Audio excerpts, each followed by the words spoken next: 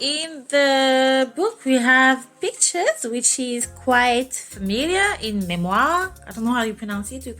I don't know.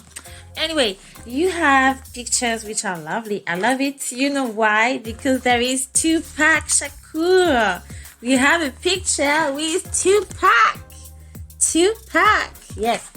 Basically, I'm going to move on, and I need to stop saying basically 100 times in my videos. This is something I'm working on, people. I'm going to move on to part 2 of the book. So as I said, part 2 is more focused on different topics. The first topic in part 2, which is going to be essentially in chapter 8, is addiction. In this chapter, she's being really honest and frank about her addiction, and she is explaining that in her family she has seen the ravages of addiction. That's why she now understands that doing drugs is bad. How does she know that doing drugs is bad as well? Because she experienced, unfortunately, and she's saying that she's not proud of it at all. She said that it was really, really out of character. She also explained a time where she tried to sell drugs, and she said that once was enough for her to realize that it was not worth it. It was not worth risking her life. It was not her putting her family in danger. It was not worth risking her health and her integrity. So people, avoid drugs. Don't do drugs. Don't destroy your own life. So because she saw the impact of drugs in her family, and because she has experienced it, she knows how destructive drugs can be. And I admire the fact that she's taking her role seriously as an artist. She knows the influence of music on people. And there is this passage in the book that I need to read because I love it. And that's what made me respect her even more as a rap artist. She's saying, I rarely mention drugs in my music. I don't want any business glorifying the fast lifestyle that a lot of rappers promote when they talk about smoking blunts, drinking 40-ounce beers, and getting effed up. I'm not down with that. My music is too powerful to put drugs into the mix. Yes, I experimented and I came close to losing control, to losing myself with them. I was lucky and I saw others who weren't. Keep this in mind. Chapter 9 is really about being comfortable in your own skin, asserting yourself, respecting yourself, and bringing all this value into a relationship. When I say bringing all this value into a relationship, I should say bringing all this strength into a relationship. Meaning, don't let yourself be disrespected in a relationship. Don't sell yourself short. You are the prize. Don't let anyone or anything tell you otherwise. I know there is a lot of social pressure to look a certain way or to accept certain behavior. Do not fold to it. And I know it's really difficult with peer pressure, with all these images that we have in the medias, in Instagram, in reality TV, a lot of toxic behavior that a lot of young women are actually assimilating. They're absorbing all these toxic behavior that you shouldn't accept. Don't do it, girl. Don't do it. And that's something I want as well. I want women to be strong, because when you're vulnerable, when you don't have the tools or when you don't have the experience, when you're isolated, you become a prey. And we have so many issues with human trafficking, grooming, sexual exploitation, that it's really, really fundamental to teach young girls to believe in themselves, to have strength, and not to fall to society pressure, to what they see in the medias, and all this negativity, all this toxicity that is being thrown to them. Do not ever let a man, especially an older man, pressuring you into doing things that you don't want to do. If you feel within yourself, this is not okay, this is not what I want to do, don't do it. Find support, or if this is an immediate situation, try to get out of this situation ASAP, okay? And again, find support. Again, easier said than done when you're young, when you're a teenager, when you're easily impressed. I know Queen Latifah has been through it. She's talking about it in her book. She has done things because she was easily impressed, or because she felt it was cool, she felt it was normal, or she felt it was a way to feel validated when actually it was not. I've been through it as well as a teenager too. I've been put into some situation where, because I did not know what was good for me, or I felt I was too weak to say no, I ended up being abused, or I ended up hurting myself. So please, young girls, young women, find support. If you feel within yourself, this is not right, I don't feel secure, I feel threatened, get out of it. Please, please, please, please, please find support. Talk to someone. Could be a family member, could be a friend, could be a teacher, could be a mentor. Talk to someone. Don't stay isolated. You can end up hurt.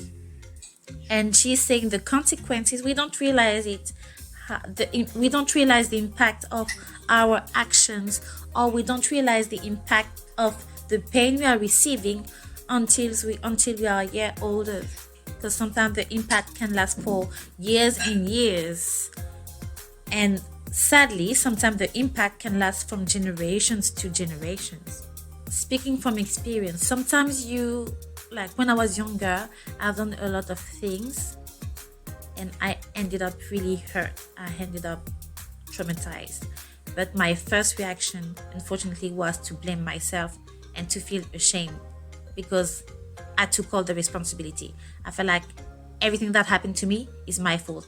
I should have taken the right decisions. I know now I was young. I did not have the tools. Unfortunately, I had no one to talk to. So I tried to navigate through very difficult situations by myself as a kid, as a teenager, as a young girl. You cannot do it by yourself as a young girl, as a teenager. Please, please, please seek support. Don't do this by yourself. There will be someone ready to listen to you if you look around. Now, to talk about regrets. I'm saying that because when I was younger, I took all the shame, and as I grew up, as I developed into a young woman, I had an enormous... When I developed into a young woman, a young adult, I was carrying a heavy burden of regret and shame, and it was weighting me down. And I love the passage in her book that I'm going to read now, which says, young or old, regret follows us through all stages of life. People rarely think about the consequences until after they've done something, which is absolutely true. Later on, she's saying regret inevitably leads to our beating ourselves up.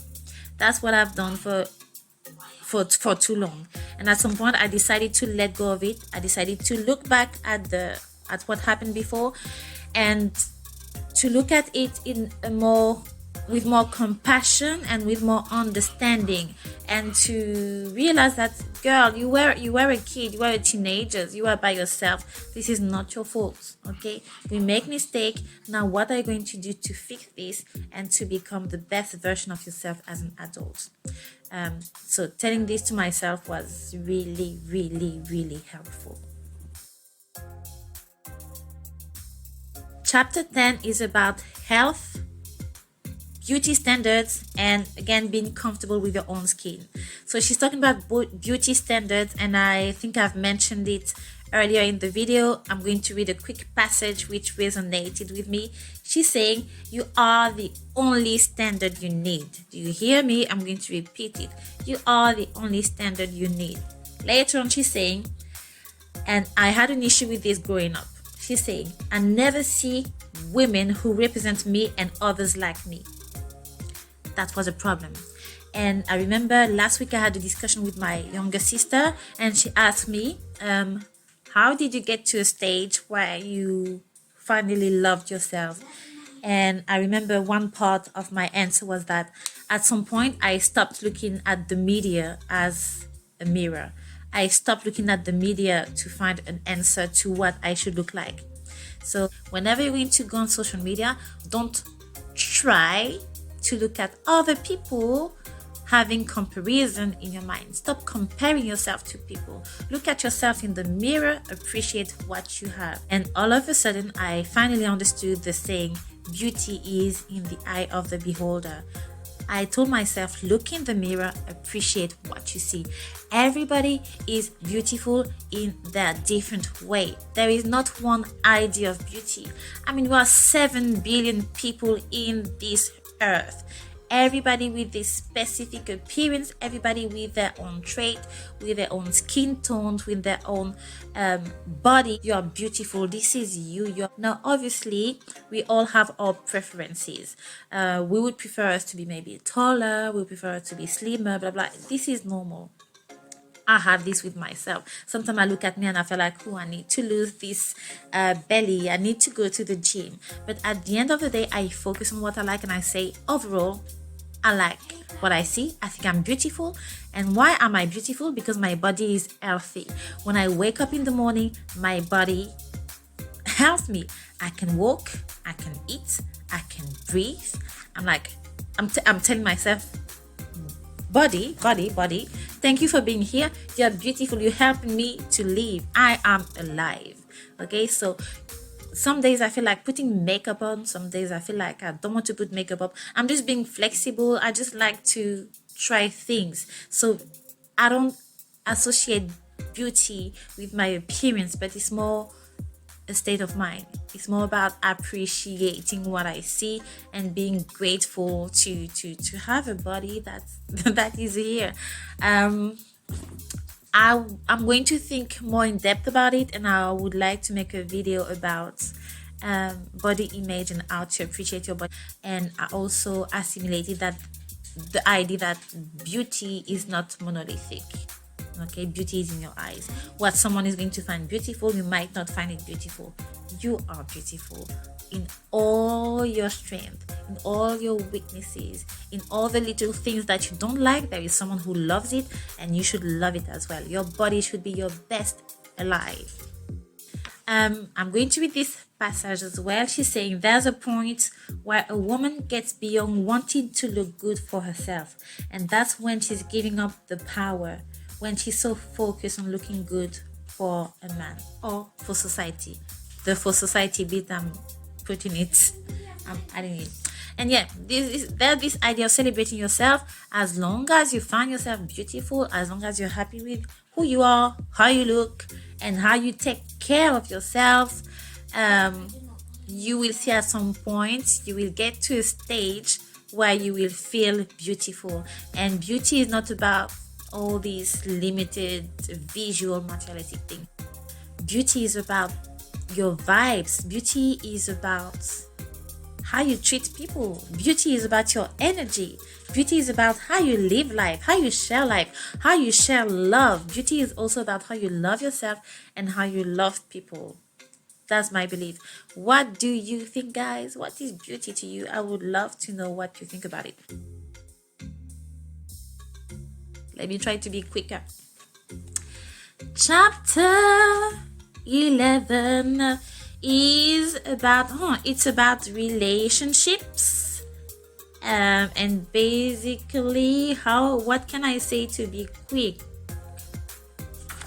It's about relationship, but as I'm looking through the pages, there is this little passage that I've highlighted. She's saying, I get frustrated at times. No, this is not the right passage. Sorry, guys. Where's this passage? Okay, that's here. She's saying, one of the worst enemies to a woman's self-esteem is other women. When I was growing up, it was the girls I hung out with who teased me. It happened to me as well.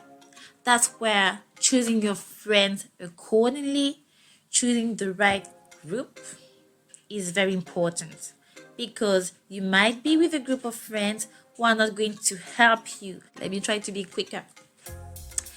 Chapter 11 is about it's about relationships, and basically what can I say to be quick? It's about relationship, but as I'm looking through the pages, there is this little passage that I've highlighted. She's saying, I get frustrated at times. No, this is not the right passage. Sorry, guys. Where is this passage? Okay, that's here. She's saying, one of the worst enemies to a woman's self-esteem is other women. When I was growing up, it was the girls I hung out with who teased me. It happened to me as well. That's where choosing your friends accordingly, choosing the right group is very important because you might be with a group of friends who are not going to help you. Let me try to be quicker. Chapter 11 is about it's about relationships, and basically what can I say to be quick? It's about relationship, but as I'm looking through the pages, there is this little passage that I've highlighted. She's saying, I get frustrated at times. No, this is not the right passage. Sorry, guys. Where is this passage? Okay, that's here. She's saying, one of the worst enemies to a woman's self-esteem is other women. When I was growing up, it was the girls I hung out with who teased me. It happened to me as well. That's where choosing your friends accordingly, choosing the right group is very important because you might be with a group of friends who are not going to help you. They're not going to support you to bloom. They're not going to support you to achieve the best version of yourself. In this chapter, she's giving us, I feel like she's giving us a lot of tough love through her tone. Her tone is really direct. She's basically telling us, sis, get it together. Sometimes we need to hear this. Sometimes we need to hear that we're not doing the right thing and we need to get it together for our own interest. And I really loved this chapter. I love the tone of this chapter. I felt like it was my big sister. I feel like I had a big sister talking to me. I felt like I had a very good friend talking to me. When I was 12, in secondary school, I became friends with a group of girls. I really liked them because they were popular, but I realized very quickly that they didn't have my best interest at heart. There was a bit of teasing from time to time, but I think I didn't want to take it seriously because I just felt like I'm with the popular girls and I'm having the time of my life. But deep down inside, I was already having insecurities myself, and they were putting me down a little bit. I think the last straw happened when I remember we were in class, and there were two of my friends at the time that were passing notes. And unfortunately, the notes went through my table. And on these notes, mind you, these two girls were supposedly my friends. And they were actually making drawings about me and writing nasty comments about me. It hurt me so much that these two girls who were meant to be my friends were criticizing my body, my image, and they were pushing the buttons on my insecurities. And I felt like this is never going to be happening in my life again, because it really crushed me. You trust these girls, you feel like they are your friends, but actually they're not. So it's true, I can understand what she's saying. Sometimes what another woman says about you can really crush your self-esteem. Regarding this idea of competition, why do we have competition between women sometimes? She says it somewhere, and I agreed with this.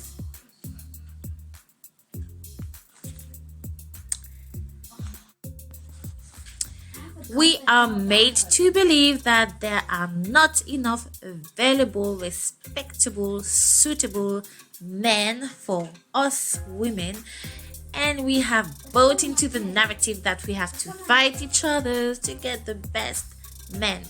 This is not true. There is space for everyone, there is choice for everyone. You know what? Let's make another video about it. But in reality, don't feel like there are so few men available that you have to fight against your sister, or that you have to put your sister down to shine. You do not need to put people down to shine. All the contrary. I personally feel like putting people down is making you not so beautiful.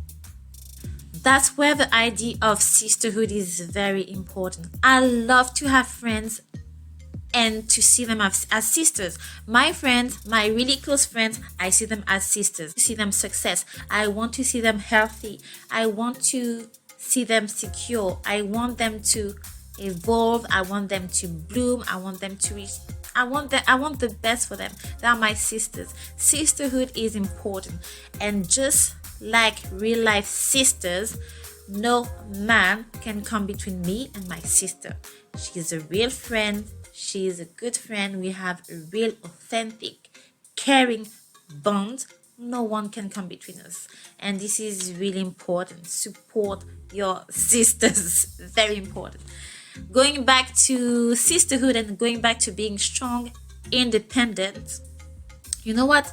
Personally, I believe that self-efficacy and agency are probably two of my favorite words ever. And we have this in this chapter.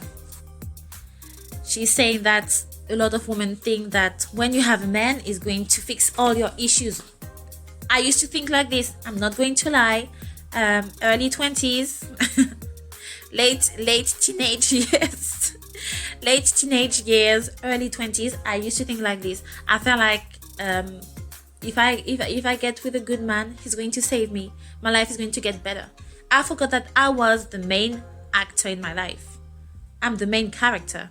I am the actress in my life. I have the power to heal myself. So this is where I went wrong. And to be honest, when I made this mistake, when I thought that a man could fix me, or when I thought that a man could fix my life and help me heal, that's when the disaster began.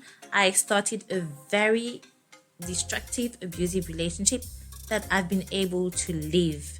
And I want to help people to understand that this is also something that you can live when you have the tools. She's saying one of the major problems women have in relationships is thinking, if I could just meet the right man, all my problems will be over. I went through it. Don't do it. Very dangerous. In this chapter, she's giving us, I feel like she's giving us a lot of tough love through her tone. Her tone is really direct. She's basically telling us, sis, get it together. Sometimes we need to hear this. Sometimes we need to hear that we're not doing the right thing and we need to get it together for our own interest. And I really loved this chapter. I love the tone of this chapter. I felt like it was my big sister. I feel like I had a big sister talking to me. I felt like I had a very good friend talking to me. The last chapter is a wonderful conclusion to the book. It's really spiritual, and she delves more in depth into her relationship with God and her spirituality, and very beautiful, very soothing, if I should say. In this chapter, I really like how she explains how consumerism and how materialism are toxic. Okay, when you value material things, when you value consumption over human experience, human life, or spirituality, that's where society is not working. And basically we have a lovely paragraph about it, and I'm going to let you read it because it will be, I don't want to talk about it in a superficial way, because it's really deep.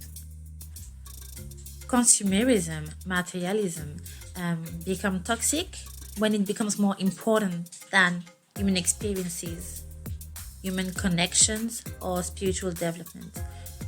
When this happens, that's where society cannot work. At the moment where material things are more important than lives, than people's feeling, than people's situation, we are failing as a society. So now I'm going to go a bit in freestyle, and I don't know if you've noticed in my videos, the beginning is always the beginning is always nice, you know, there is a structure, and the end is freestyle. I'm going to learn it, okay? Life is a learning journey, and that's basically what we learn in this book too. So what resonated with me in the last paragraph? So she's saying, I know a lot of people who think that this world owes them something. Later on, life doesn't owe me or anyone a thing. I used to think like this as well.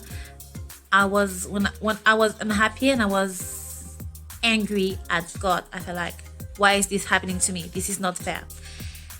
It created a lot of frustration inside of me, and at some point I realized, as I said, I'm the main character in my life. If I'm not happy with what's happening, what can I do to make it change? Instead of being passive and waiting for life to give me all the beautiful things, I realized that there was an input that I had to provide as well. So this was really resonating. Let me go through the pages. Finding yourself, very important in self-development. She's saying, I don't need Queen Latifah to be a queen. All I need is to be myself. To get to the point of being myself, though, I had to go through a whole bunch of years of being something other than myself. Totally resonating to myself. Again, you're not going to be successful, you're not going to be healed in the blink of an eye. It takes a lot of time. It takes a lot of time. You have to go through things. You have to go through experience. You have to win. You have to lose. You have to be up. You have to be down. You need to have success. You need to have defeat in your CV. All of this is going to build you up until you achieve where you want to be. I guess the main message in finding yourself, don't be discouraged. This is part of the journey. I think as long as you have people around you to help you, to support you, to help you get back up when you fall, you're going to go through it, sister. You're going to make it. There is also this line about control, to which I agree totally, and which I evoked earlier. My pronunciation is getting me tired sometimes. Do you say which I evoked or which I evoked? Which I talked about earlier, which I mentioned earlier. You can only control the way you respond to situations. You can't always control events. Really, really, really true. Later on, she's saying, contentment, peace starts within. I would love you to highlight this passage. I did. And then to finish this video, I'm going to read you the last lines of the book. It was so beautiful. So she's saying, find power. Find the queen who lives inside of you.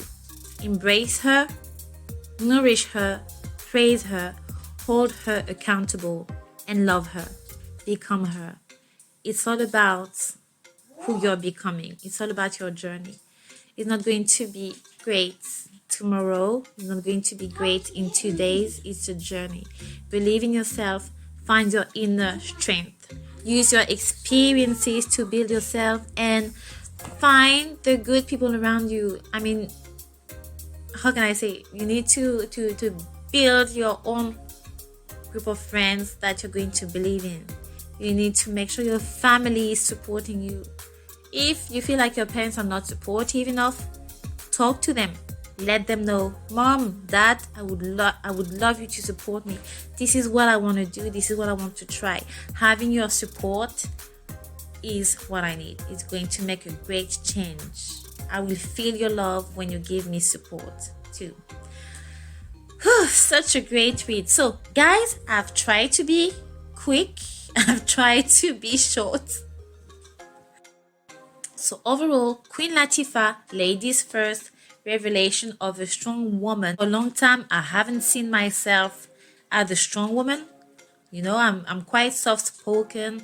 I used to be really shy. Trauma broke me down. I felt very weak for many years, and I felt like this book is what I need. I mean, I told you when I saw her clip, I felt like I want to be strong like her. I want to be assertive like her. I want to be confident like her. I want to be majestic too. So, Queen Latifah, thank you for your book. Really helpful. I advise you to read it. English is my second language. If English is not your first language, I would say this book is easy to read too. Really easy to read. Really understandable. Really, the vocabulary is really accessible. My question for you guys, because she's a rapper, what do you think about the current rap scene? Do you think an artist has to be a role model? And what do you think about female rappers at the moment and the messages they are conveying? I think it's related to my question of being a rapper and a role model.